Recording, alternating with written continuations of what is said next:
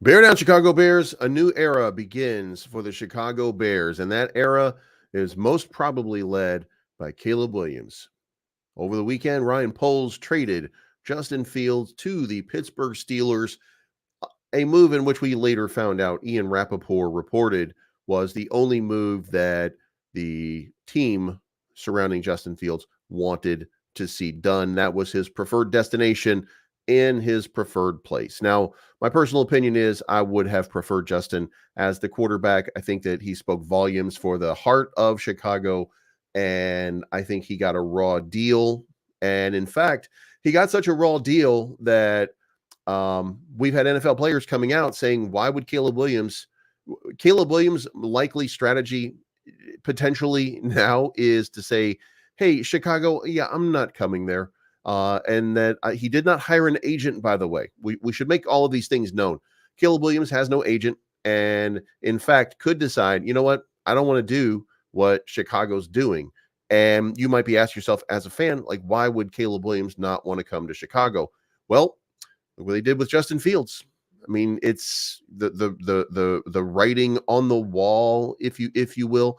Now, if that's the case, and for the moment, by the way, we're going to assume that Caleb is the guy no matter what. So we're going to go under that context. Before we get started on any of this, I want you guys to see comments because you guys have been passionate, to say the least, about what you think about this. And this is all the comments that are coming in on the videos. Stupid, typical Bears behavior. I hate this decision. They traded a great quarterback for shit. I don't know that that's the case. They traded it because that's what he wanted to do. Fields was the most athletic quarterback the Bears have ever had. Justin Fields is a class act and a badass. They said he didn't win the big games, never engineered a come from behind victory or a fourth quarter comeback, failed in every 2-minute drill. Sure, he needed more help and a better O-line, but the greats have done more with less. Don't forget that. I understand now why the Bears moved on, but Justin left it all out there, and many of us will always love him for that.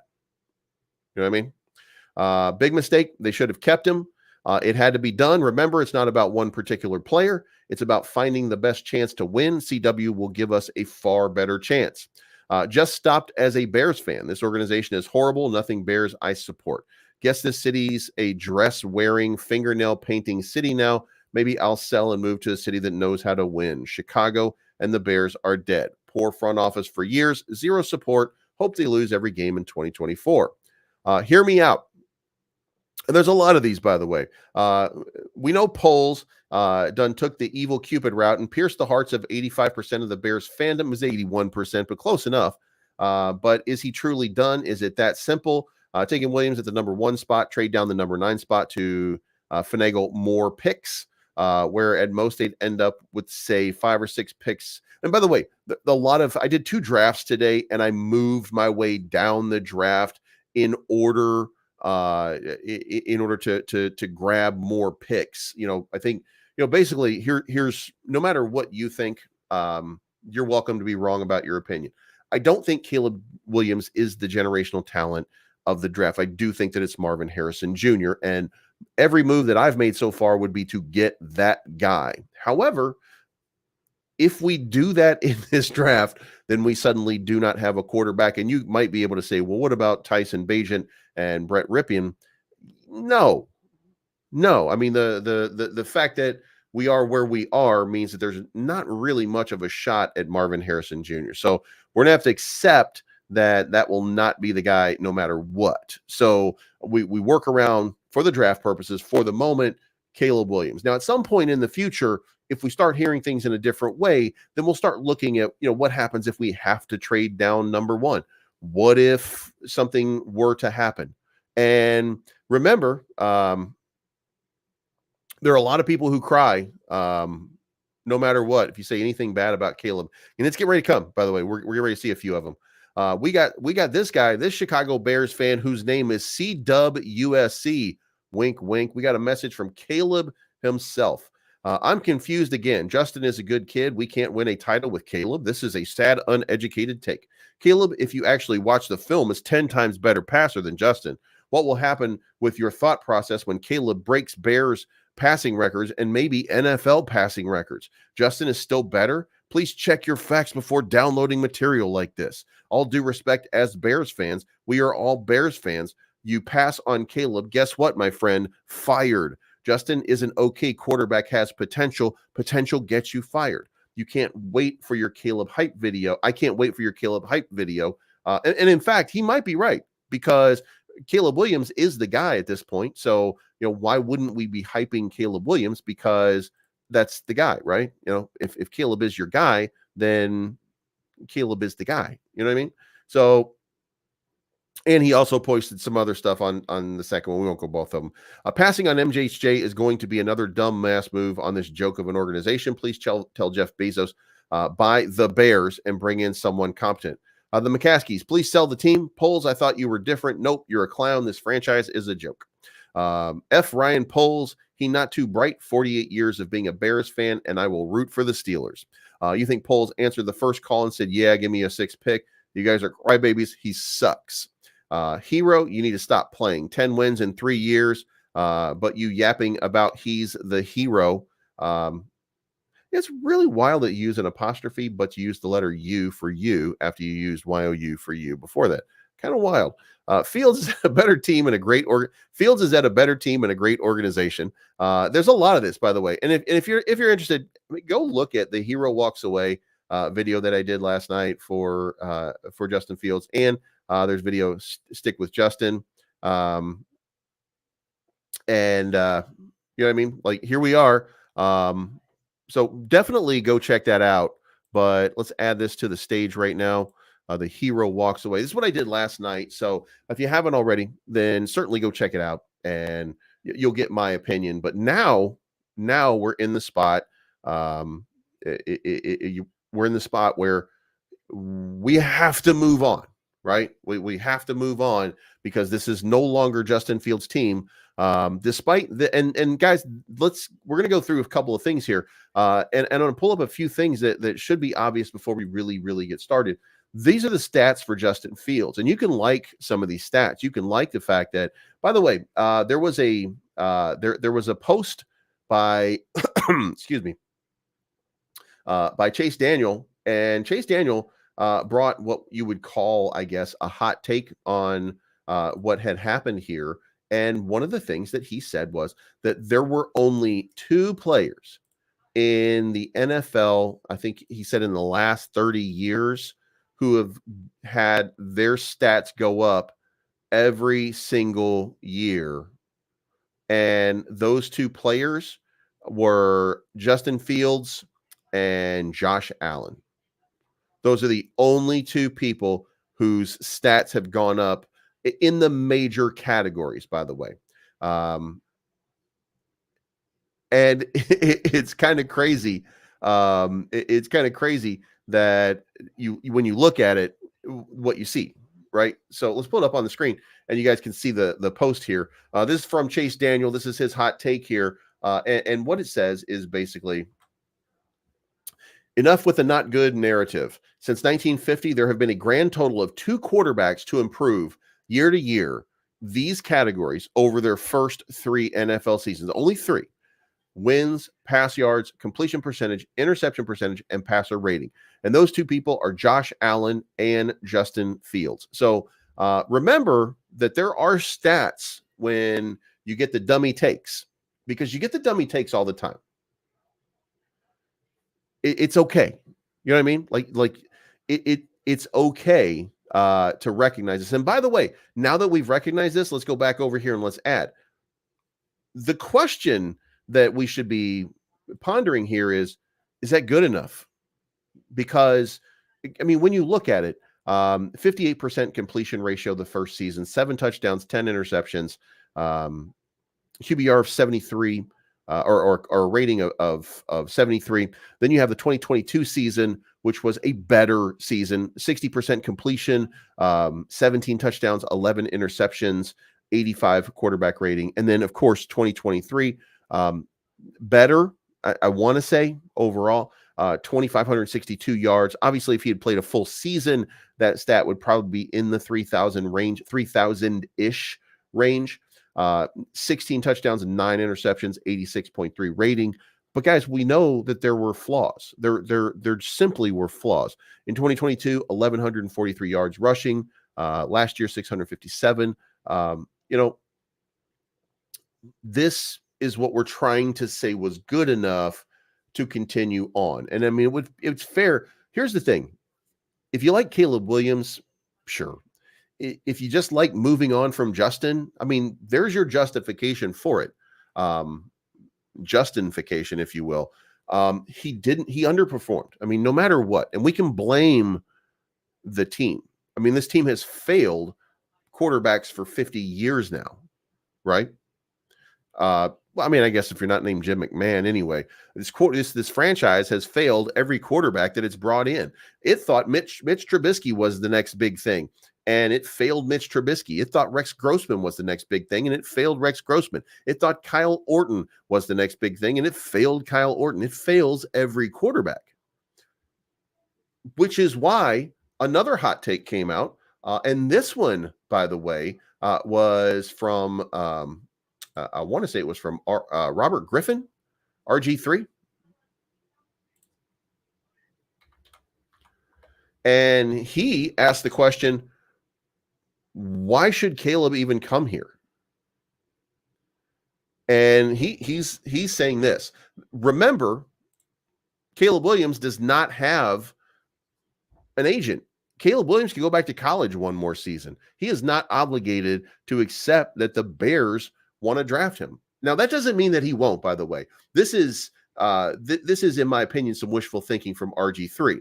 Okay. This is not really what's being said, but RG3 says Caleb Williams should pull an Eli Manning and refuse to play in the Chicago if he doesn't want what happened to Justin to happen to him. Now, there you go, Bears fans who are not Justin Fields fans, who have been talking about why move on. Let's move on. Let's go get Caleb. What if Caleb doesn't want Chicago? What if Caleb says, if you draft me, I'm going back to college for 1 year. I didn't hire an agent. I'm making $10 million a year in college. I can continue making $10 million a year in college. I am not obligated to come back to come play for the Chicago Bears because you ruin every quarterback that you touch. So now, guys, what do we say now? And we got Be Yourself in here. Bears fans looking pathetic right now. Yep. What happens when Caleb says, nah, bitch, I'm good. I make more without the Chicago Bears. No GM wanted Justin as a starter, and at the combine, Caleb said out of his own mouth he would love to play for the Chicago Bears. His team, on the other hand, said that's not true. So, yeah. As a matter of fact, it should be pointed out that there are a lot of things that people say in the process of the courtship of drafting or the courtship of free agency. And there's a lot of things that get said that people don't mean when they come down to it. So it is potential and possible that, RG3 might just have an idea that what he's talking about is accurate. And he is mad, as a matter of fact. If you go watch the entire cut, he is mad about what's going on here. And it could be, by the way, Justin Fields represents a little something more for some people than for others. It's a potential quarterback, for a lot of people. It's a guy who underachieved for some people, but he represents something else. You know what I mean? He represents something else. And we got Yada in here crying again. Crying again. God damn. I would not bet it. I would. By the time we get there, Bitcoin's probably 95 to 100,000. So I'm not betting you $100,000 on that. However, I would be interested to see what happens in the next month. I'm certainly interested, and I hope that Caleb is the guy because of the available players in the draft. It would seem to me there's talk of Jaden Daniels. There's talk of because Jaden Daniels is taller, has a quicker release, a little bit further down the. It doesn't seem it doesn't seem like that would be the case. You know what I mean? Oh, this guy doesn't understand. You no, you don't understand. You don't understand Bitcoin. No, Bitcoin will be by the end of this year at most probably 150,000. By middle of next year, 250, maybe 300,000. Bitcoin is not going down. As a matter of fact, for those of you that are not Bitcoin maxis, you better become one because in the next couple of days, the RIAAs, which is the retirement, those are the registered investment advisors, all of those guys that have like $50 trillion worth of capital under their management, those guys, they're about to enter the Bitcoin arena. And if 1% of that money enters, Bitcoin's at $150,000. What's at $100,000? So if you think that Bitcoin is not about to have an explosive move, you don't understand anything about it. But anyway, this is a Bears conversation. If you want to talk about Bitcoin, I'm on at 8 a.m. every morning. So anyway, so RG3, he understands something about what people are feeling. Now, is it valid? I mean, I don't think so. I can't imagine that. I don't think that this is I don't think this is a thing, right? I don't think that. I think Caleb plays here, basically. But there's always that possibility that somebody's like, you know what? No, I'm not doing it. So we'll see how it plays out. But I mean, again, adding this to the stage, Justin Fields underperformed. And that leaves us to Ryan Poles. This is Ryan Poles' team until Ryan Poles is no longer here. And Ryan Poles made a decision. And his decision was to move on from Justin Fields, and it was to reset the clock on quarterbacks. Now, here's the thing. And it should be fair to say, I've told you guys that I think that Justin Fields gave us the best opportunity to win a Super Bowl.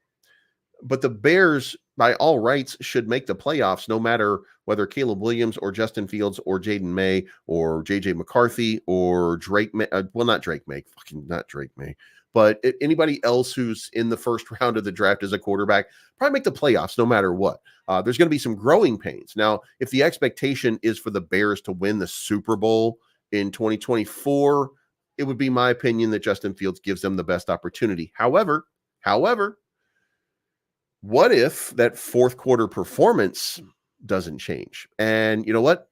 Caleb Williams has been much better in the fourth quarter, in college anyway, than Justin Fields, right? We don't see the same issues. So I got a sense, or I get a feeling here that this is probably going to end up with a good playoff run, maybe not a Super Bowl win, but 2025, whatever kinks there are in the Caleb Williams armor, if you will, probably be ironed out. That'd probably be ironed out. You know what I mean? And Yada over and over is desperate for somebody to acknowledge this. Okay. Caleb's own mouth said he'd love to play for Chicago. So if Caleb says that, then he must mean it, right? I mean, the $10 million man, if he says he wants to play here, then we should think at least that he wants to play here. But it should at least be considered. We should at least consider that what RG3 said, he said he wanted to play. By the way, he said he wanted to play before they dumped Justin Fields. And again, when your team is looking at it and they say that the Chicago Bears have failed every single quarterback for the last 50 years, except Jim McMahon, but they failed every single quarterback for 50 years. What are the odds that Caleb Williams is going to be the exception? And look, if a catastrophic circumstance, here's my take. If a catastrophic circumstance happens, let's say Caleb comes in, let's say the Bears win the Super Bowl this next year in 2024 with a rookie quarterback pulling the Mahomes and getting deep into it, getting to the Super Bowl. Let's say that after that it falls apart, right? It'd just be par for the course for the Bears. You make a good Super Bowl run. You get to the Super Bowl, like what was it, 2007? I want to say with Rex good wrecks and bad wrecks.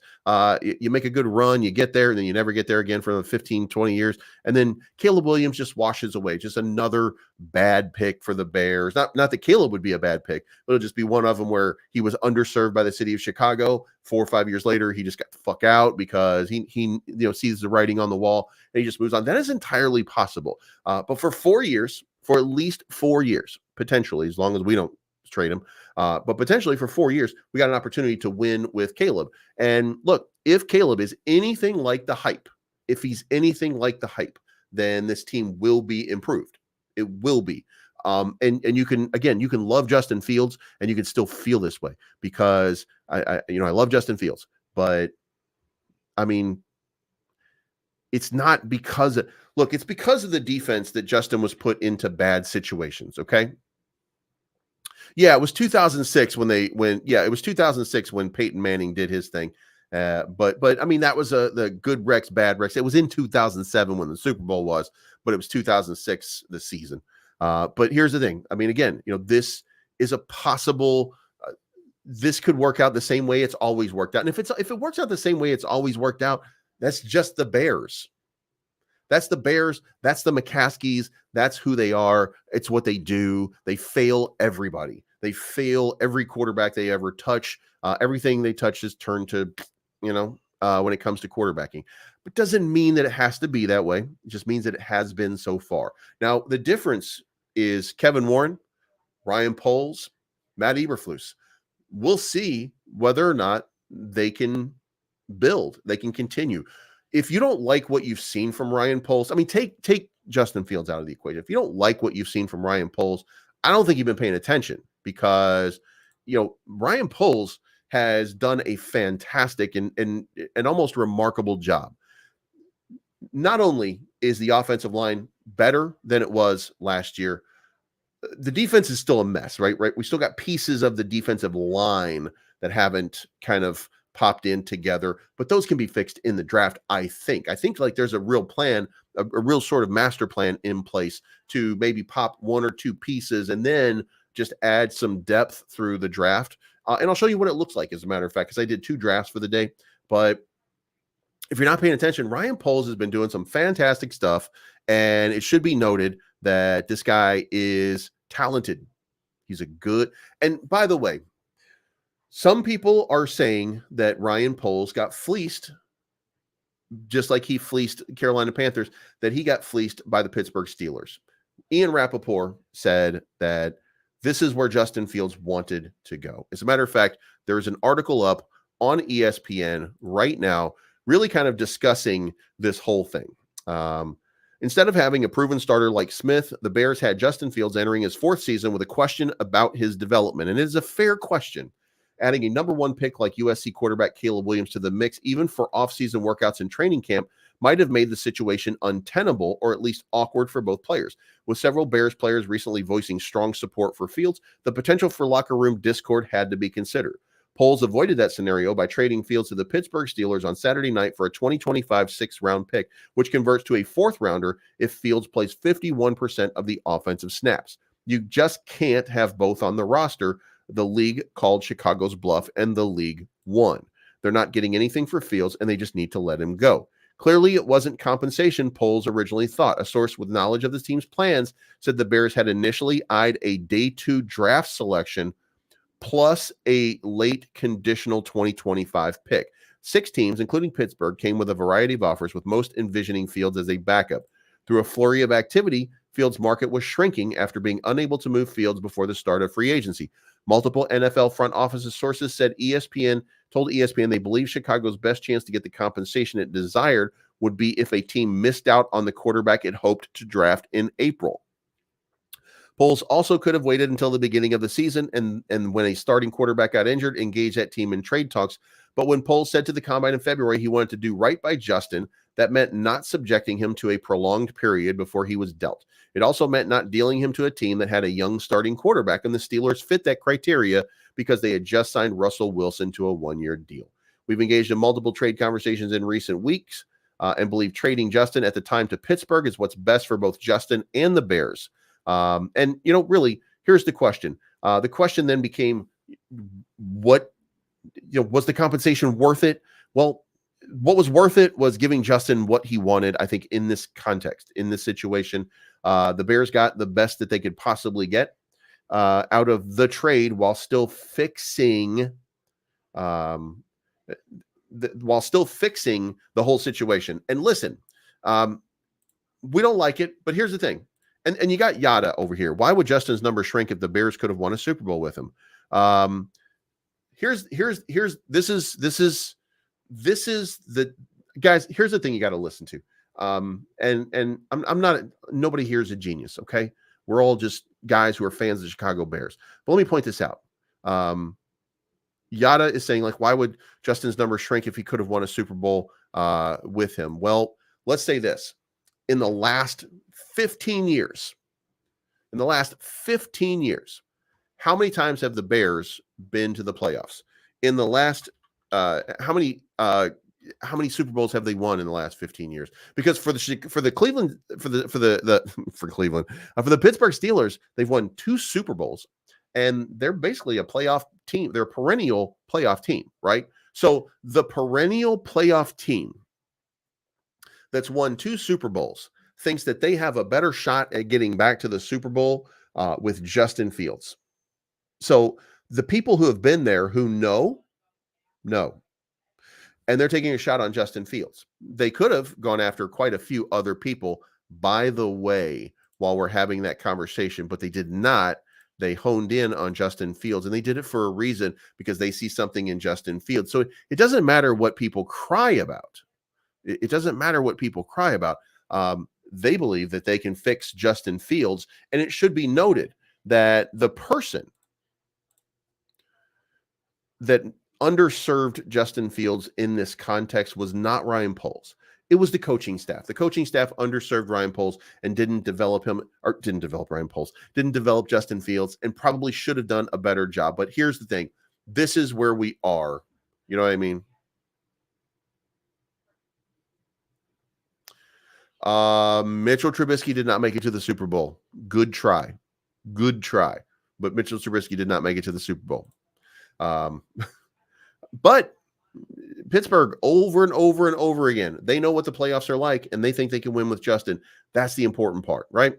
But anyway, moving on. This is the report from Ian Rappaport, where he indicated that in fact, this is where Justin wanted to go. So if you ever question whether Justin Fields was quote unquote done right, you can be mad about the coaching. You can be mad about how it all broke down. You can be upset with it all. If you love Justin Fields as a quarterback or as a man of character in Chicago, that's fine.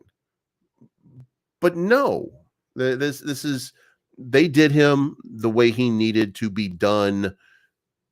You know what I mean? Like they gave him the opportunity that he was seeking, and it cost the Bears probably a little bit. They could have held on, like the article says, they could have held on. They could have been more shrewd, but they just didn't. There was just no way. They're just, Justin Fields was not going to win in Chicago. The Bears coaching staff, I mean, they assured it. But at some point, by the way, there has to be some accountability there for Justin Fields. Like he was the one that put, he was the one that, look, this is actually very simple. There were multiple games. Need I point out the Denver game? The Bears should have won. The end. The Bears should have won. The first Detroit game, the Bears should have won. Did the defense give up 14 points at the end? Yes. Did the Bears have a chance to score 3 times while the Detroit Lions were scoring? Yeah. Like this was in Justin Fields' hands. Did they have a chance to win against Cleveland? Yeah. If they had won those 3 games without any other games, without like the Minnesota game that they should have won as well, with those situations, one, they would be in the playoffs. Green Bay would not be in the playoffs. Justin Fields' career would be as the number 1 quarterback for the Chicago Bears. Okay. That didn't happen. That didn't happen for a reason. So will he get better? I think Justin Fields is going to be a phenomenal athlete and a quarterback in this league, probably for years to come. But I mean, here we are. And Michael is saying what I said earlier. This is from this is the take from RG3. Caleb Williams not wanting to be here because the NFL thinks Fields as a backup is laughable. He will be entering the singularity, best situation a number one quarterback has walked into in decades. Laughable. No. He will be, if he comes to Chicago, he will be entering the best situation that a quarterback, in my opinion, that a quarterback has entered in a while. That part is right. But to think that there's some situation where he thinks that all of the sudden the Chicago Bears got it right. No. The Chicago Bears have underserved so many people. No. So, and it's okay. It's okay. No, and this is important too.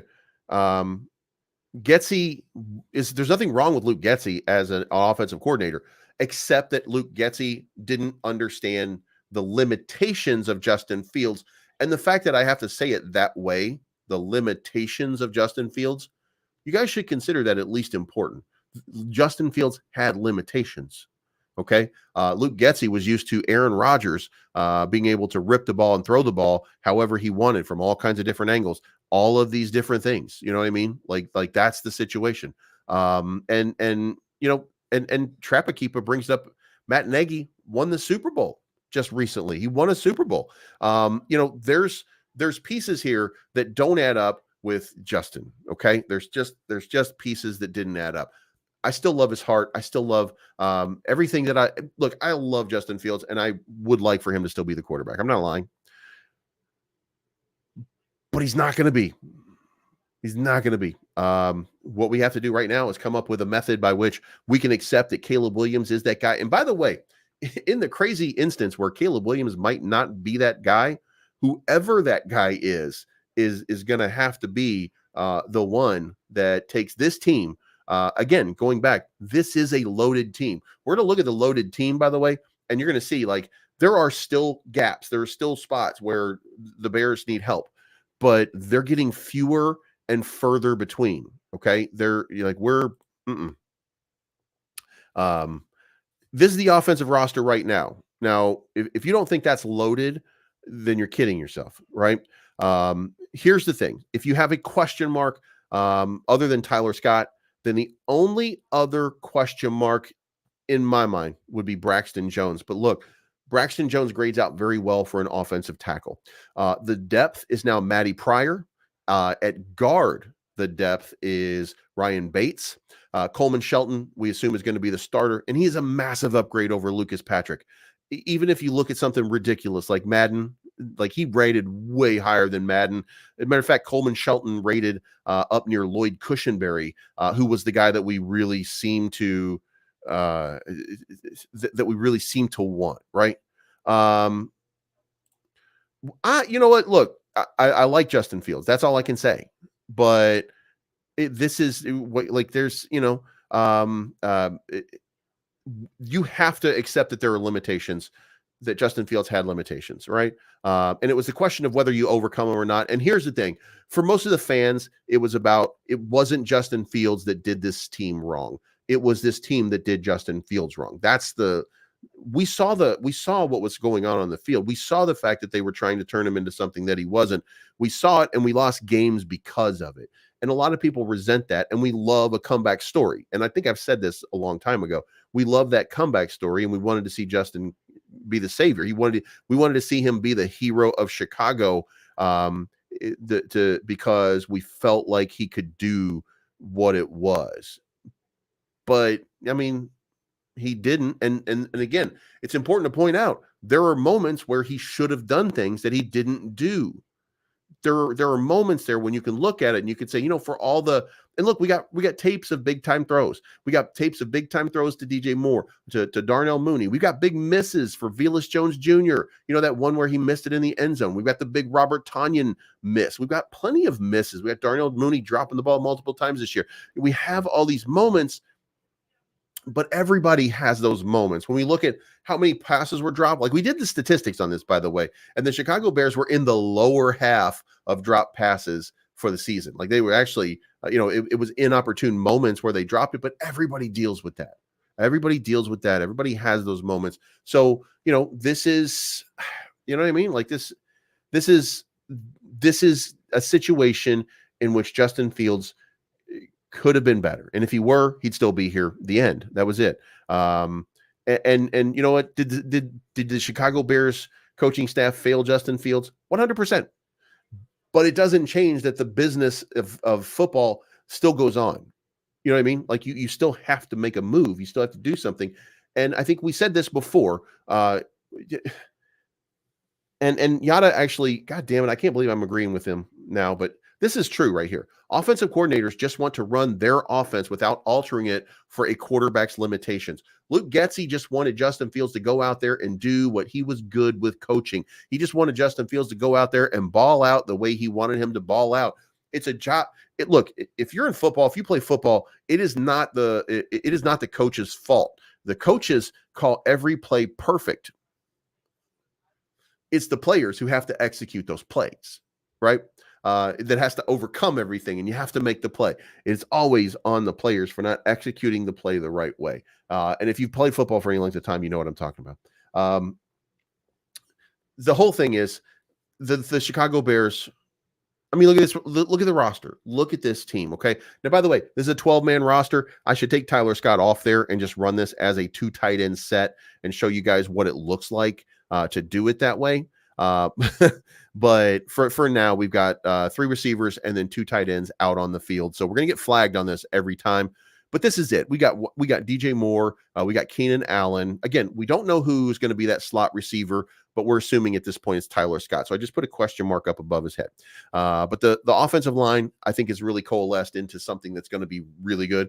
And then we've got tight ends. We got Cole Kmet and we got Gerald Everett. Both of them very good pass catching and good run blockers. And then DeAndre Swift. I don't like the fact that he was brought in over Khalil Herbert. Khalil Herbert still get plenty of PT, so will Roshan Johnson. But the point is, DeAndre Swift is a better blocker in the passing game than Khalil Herbert by a mile. So, here we are. And then Caleb Williams, we're just going to pencil him in for right now at the quarterback position. I'm not going to put a question mark next to him until there's a reason to consider that the Bears are suddenly soured on him. That interview process, I think, is sometime this week. So, and here, Justin being betrayed was tough to swallow, but once that hangover is gone, we are now about to embark on an epic adventure, a party that will rival the 85 to 2005. Bears are about to become rock stars again. Now, I agree. I would agree with that. I would agree with that. With Vilas, he has more job security than George McCann. I don't know. I don't. So with Vilas Jones, here's all I'm going to say. He had some horrible moments, right? But those horrible moments, they were when we were really bad as a team. If you go back and you look at some of the other after the drop in the end zone, after the drop that I blamed on Darnell Mooney, by the way, earlier, but it was Vilas Jones. And after that drop, after the Super Mario in the end zone screw up, after he did that, he actually played pretty well for the rest of the season. He was very quiet about it, and he got some time at wide receiver. And he was okay. I mean, he wasn't great. He's not great. He's a spot guy. He's a substitute. He's the guy that he's not the greatest of returners, obviously, at this point. But I think they felt like he was going to grow into that guy.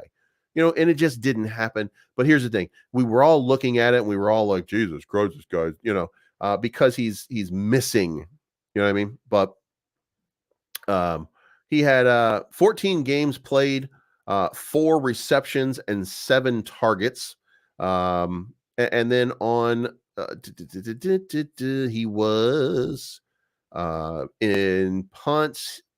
In kick returns, he was the number 1 kick returner on the team. I mean, for the last year. So I don't know why he has that security. I have no idea. Hopefully he gets better. I mean, that's all I could say. But I would assume that it's basically that we got him for a rate which makes him untradeable. Nobody wants to pay that much for him, and now we're just kind of saddled in that position. But that would just be guessing. I know that he's not going to be my slot receiver. I know that much. You know what I mean? Like if I go back and I look at the wide receiving position, and I look at what everybody did. I love DJ Moore, 96 receptions, 1,364 yards. Love Cole Kmet, 73 receptions for 719 yards. But then like this is where I break down and go like, Jesus fucking Christ, like what are we doing? This right here, Darnell Mooney had less receptions than Roshan Johnson. Darnell Mooney had 31. Roshan had 34. That is preposterous. That is preposterous.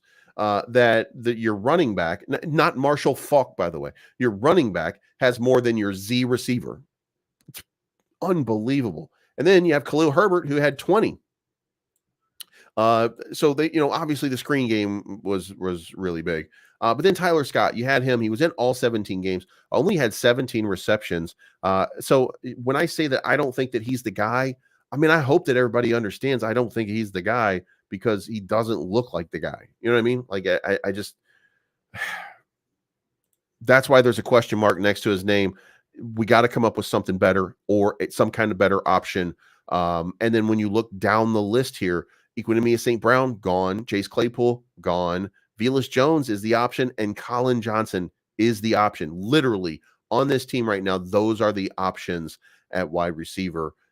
And none of them kind of add up. So Keenan Allen being there, great move. That third guy, maybe this becomes something different. Maybe this becomes, we get rid of you know what? As a matter of fact, for the foreseeable future, if I don't forget, I'm going to remove slot receiver, and we're just going to go with a 2 tight end, 2 wide receiver set for the moment.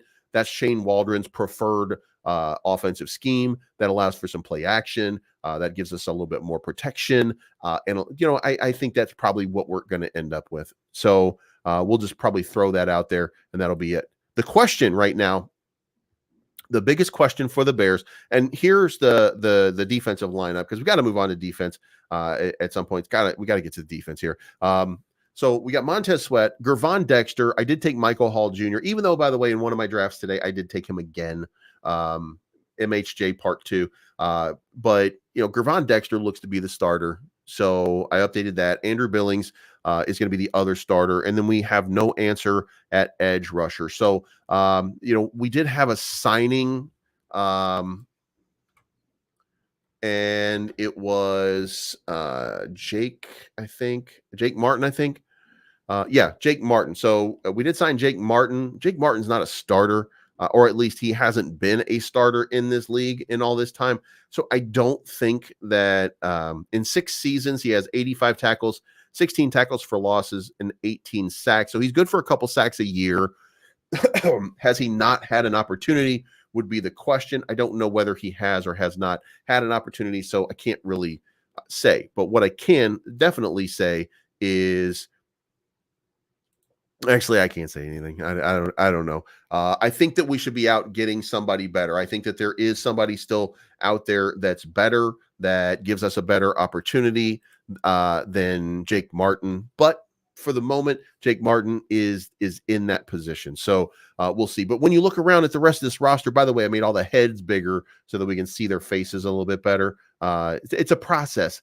It's a slow process. So free safety, we're pretty much stocked up. Plus we have Jonathan Owens. We have backups at the safety positions. We have backups at the cornerback position with Jalen Johnson and Tyreek being the starters. Sam, Mike, and Will are Jack Sanborn, Tremaine Edmonds, and TJ Edwards. And then we have a defensive line. The defensive line is still going to be a problem, but look, that's where the draft comes in, and that's where we address it in the draft. So that brings us to the mock drafts. And my number one draft, here's what I did in this first draft. I took Caleb Williams with the first overall pick, because that, until we know otherwise, that's the move, right? That's the play. So we take Caleb Williams at that number 1, and then we have I traded down from number 9 to the number 17 position, and with that, I took Jared Verse. And to be fair, like, I think this right here is, if we only have 6 picks right here, I think this is a pretty good one, because Caleb Williams answers the question at quarterback.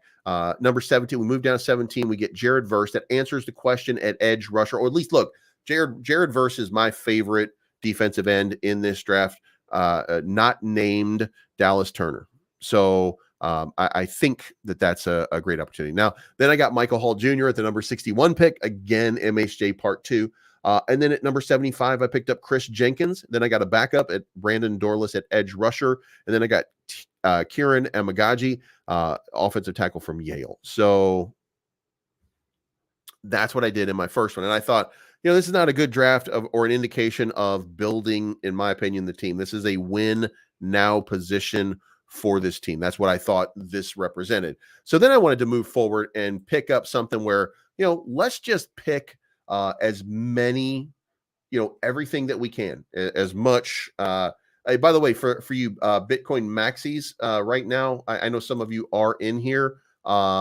We just hit a level of 66.6 on 66,600 on Bitcoin. Probably time to go long. We're down 73 billion in market cap right now on the day. The buy opportunity if you're a Bitcoin maxi. Holy shit.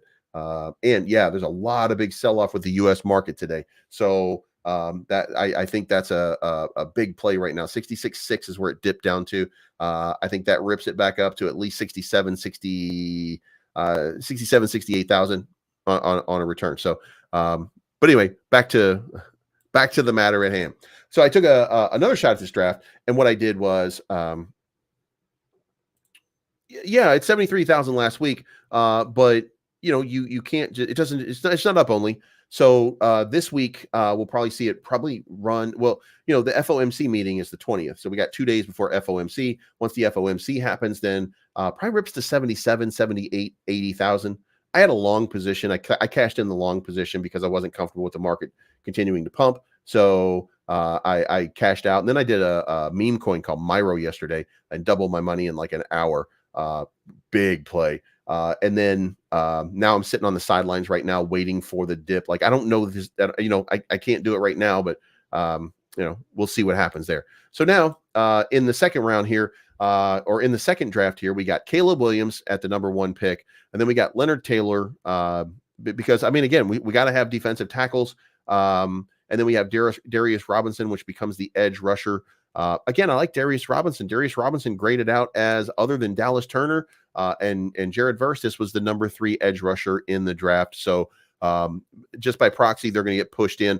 But I traded down multiple times to get as many draft picks as possible to try to create a bigger get from this draft. I ended up with 10 draft picks and two picks for the future. So Caleb Williams, then we took Leonard Taylor and Darius Robinson. Then we moved down and took Braden Fisk. Then at 75, we got Roman Wilson, which might be a better option for that slot receiver position when we do slot receiver. And then at 96, I took Cade Stover. I'm not sure I'm going to get a better tight end in next year's draft or anything like that. So I might as well take somebody while I have Gerald Everett and Cole Kmet. Might as well bring in somebody as an understudy, if you will, for that tight end position. Jonah Ellis, I took as a backup edge rusher. I want to get rid of Dominic Robinson, obviously. He doesn't serve any purpose on the team other than payroll. Mason Smith at defensive tackle. I got 3 defensive tackles in the room. Is that too many? I don't think so. I think we need that. I don't know if they all make the roster, but I do think that we need more depth. So, there's going to be some bodies that are taking up some snaps. And then Mason McCormick at the guard position. Remember, we only have Coleman Shelton for 1 year. So it would be good to have interior guys for this. And then I took Audric Estime from Notre Dame at the 122. I didn't really know. I don't really think we need a running back, but it was important to grab one. So we'll see how that works out. And then we got the 2025 Carolina 3rd round and 2025 Philadelphia 4th round. And this was just to maximize the number of selections that were available. I really think that this one worked out the best, even with far fewer picks, because I think this addressed, positions that we had to have impact players. Caleb Williams and Jared Verse are both, in my opinion, impact players that will come in and that will do something positive for the team. And then Michael Hall becomes the understudy, if you will, of Gervon Dexter, Andrew Billings, and Chris Jenkins also won a national title. So, you want to take winners. These guys are both winners. And then Brandon Dorlus as a backup edge rusher for Oregon. And then Kieran Amagaji as an offensive tackle from Yale. This is in case I want to be able to do something with Larry Borum. Like if I'm in a perfect world, in my perfect world of making a move, in my perfect world, I would see I would see Larry Borum gone. I would see Dominic Robinson gone, and then I would see the draft. We pick up 2 people to replace those guys, in the hopes that those guys are a little more capable and a little bit better.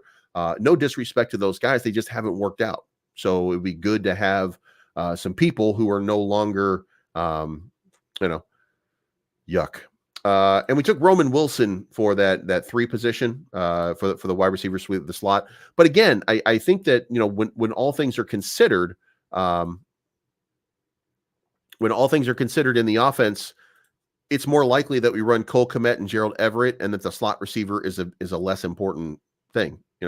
Like, I mean, you got to think here. If Gerald Everett and Cole Kmet match up really favorably with linebackers, and they can command some presence here, and they can get open, and DeAndre Swift's he's a good receiver out of the backfield as well. There are a lot of options. I mean, guys, when you really look at this and you really dig down and you start to think of the variables, cross Tyler Scott off of the list for the moment.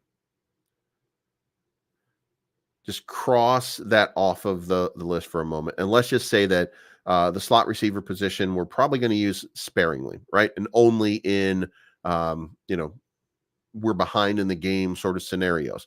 Most likely we're going to run 2 tight ends, two wide receiver sets.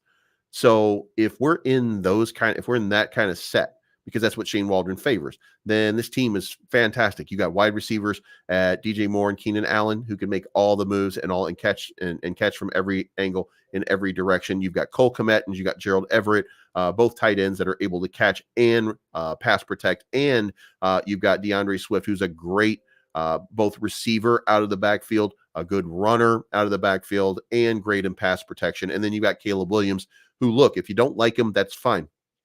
If you don't like some of the stuff that he does, that's also fine. But remember, this guy does throw the ball from all different angles, and he does keep the play alive, and he does a great job of swiveling his head to make sure that he is constantly looking downfield, and he has a great awareness of where the rush is coming from. So there are pieces about Caleb's game that are really good, that are going to serve this team very well, in my opinion. Again, I'm always going to be a Justin Maxey. I'm always going to say it was a mistake with Justin. But I mean, when you start to look at where we are now and you start to look at the position, then Caleb Williams, he fills a lot of need. And I think that that's what this looks like, so this is a fantastic. The question that I have right now is the defense, and how much better does the defense get? It's basically the same people aside from Kevin Byers and the edge rusher. Like right now, that's it. So we've really kind of stuck with what we've got, but what we got was kind of working. You know what I mean? This is, I really look, guys. I think that at the end of this, the Bears are a playoff contender. The Bears, are they going to win the Super Bowl? That's the question, right? Well, probably not. It's probably tough to do with a rookie quarterback. I mean, you saw Brock Purdy get there. He didn't win, but he got there, right? Caleb Williams, but arguably is supposed to be better than Brock Purdy. And if he is, then can the Bears win the Super Bowl? I mean, maybe. I mean, and guys, look, over the next couple of days, we're going to be looking at some Caleb plays. We're going to start looking at it. We're going to start breaking this down. And when you start to break it down, you're going to like what you see, even if you don't like the fact that the Bears have moved on from Justin. I don't like it either. But this is the team. This is what we're doing right now. And God damn it, I'm going to miss this dip on Bitcoin for those guys that for you Bitcoin maxis. I'm going to miss this dip. By the way, here's what it looks like. We're about to break out. Bitcoin is about to run up again to look. I want to say 76,200. I've got it pegged in at 77 to 80,000. But the which, by the way, AutoFib extension, it loves to run AutoFib extension all the way up to the top. So Bitcoin about to absolutely just rip. In my opinion, it's up to 66,009 from 66.6 a few minutes ago. God damn it, I can't believe I'm missing this. All right, guys, that's it for me. Thank you so much for tuning in. They call Brock Purdy a game manager. If that is the floor for Caleb, we're going to That's exactly right. We're going to be a very good team, guys. I want you to know. Look, you don't have to trust me. You don't have to trust me. You don't know me other than you guys tune in. I appreciate it, by the way. And hit the like button for me if you would on your way in or out, whatever. But here's the thing: it is a playoff team that we're sitting on right now. We're sitting on a playoff team. So to see Caleb Williams take this team to this team to the playoffs, that's going to be enough for us to feel a sense of accomplishment. If something happens and we catch lightning in a bottle, like here's the thing.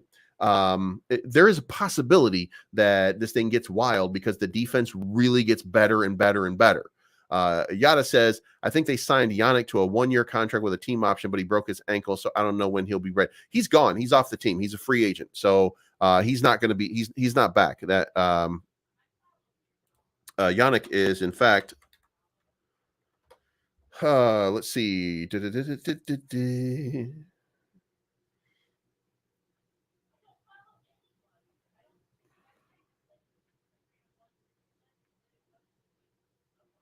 Yeah, he's a free agent currently. He hasn't been signed by anybody. So, and we'll see. You know, I mean, we'll see what ends up happening here. And by the way, I do want to point out for Yada and anybody else, I don't like what Yannick Ngakoue was doing at the beginning of the season. He didn't seem to be ready for the game. He didn't seem to be getting pressure. He didn't seem to be doing very well. But when Montez Sweat came in, all of that changed. And I thought that Yannick Ngakoue was the guy that was really starting to come around. And I think he had 2 sacks in his last game. I think when he got injured, that was the game where he had 2 sacks. And we were like, oh, shit, here we go. And then for the Bears in 2023, he had 4 sacks. But I want to say that 2 of those sacks were in his last game. Let me check here real quick. Yeah, so his last game was Detroit. And he had 1 sack, but he had 2 assisted. Oh yeah, he had 3 tackles, 1 solo, 2 assisted, and 1 sack. So that was his last game, and he was starting to come alive. Like I think that's what it was. He was starting to come alive. You have to remember here that they had given up 13 points, 10 points. They gave up 31 to Detroit, but it had only been 14 points until the end of the game where they kind of collapsed here. But then before that, they had given up 13 points and then 24 points to New Orleans. Like this team was starting to come together. They were starting to get a little bit of pressure. And so I think that it would be kind of cool if you ran it back just one more time with Yannick Ngakoue. I think he represents an opportunity for this team if you can't find somebody else. I think the problem with Yannick was, I think it was $10 million that he was being paid. So if that's the case, then no, that does not seem that does not seem worth it at this point. So he was on, 10.5 million was what he made last year, and here you have it. He made 10.5 million last year. Cap hit was 10.4, and now he's an unrestricted free agent. And I don't see any reason to spend $10 million. So he probably is on his way out. You never know. I mean, he might take he might take there might be a discount available. You know what I mean? But that's what we got. So, guys, thank you so much for tuning in. I appreciate each and every one of you. Make sure you hit the like button on the way out. Helps push me up in the algorithm, and I do rely on this. This is what I do for a living. So, help me out. Appreciate it, and we'll see you guys tomorrow. We'll be back. We'll be talking about the Chicago Bears, and we're going to figure out this crazy free agency. And Caleb's the guy, I think. We'll talk to you again soon.